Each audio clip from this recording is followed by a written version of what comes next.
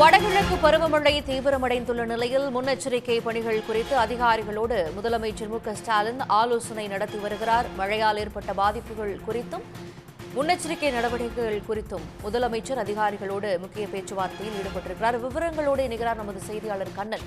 கண்ணன், வடகிழக்கு பருவமழை தொடர்பாக முதலமைச்சர் நடத்தி வரக்கூடிய இந்த முக்கிய ஆலோசனையில யாரெல்லாம் இடம்பெற்றிருக்கிறாங்க? இதன் முக்கியத்துவம் என்ன?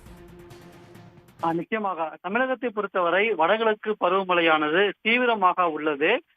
இன்று தென்மேற்கு வங்கக்கடல் பகுதியில் ஒரு குறைந்த காற்றழுத்த தாழ்வு பகுதியானது உருவாகி உள்ளது. இதன் காரணமாக ஒரு 26, 27ஆம் தேதி மழை பெய்யும் என்று தெரிவிக்கப்பட்டுள்ளது.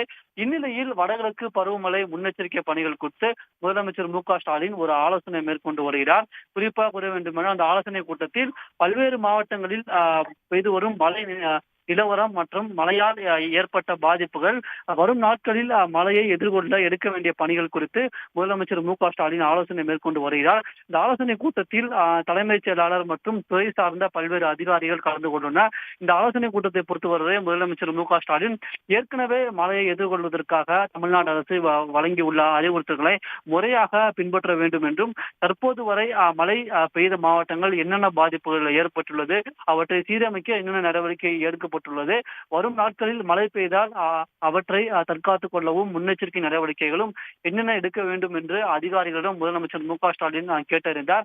மேலும் மழையை எதிர்கொள்ள அனைத்து நடவடிக்கையும் எடுக்க வேண்டும் என்று அதிகாரிகளுக்கு முதலமைச்சர் மு.க.ஸ்டாலின் அறிவுறுத்தல்களை வழங்கினார். உடனுக்குடன் செய்திகளை தெரிந்து கொள்ள சன் நியூஸ் பெல் ஐகானை கிளிக் பண்ணுங்க.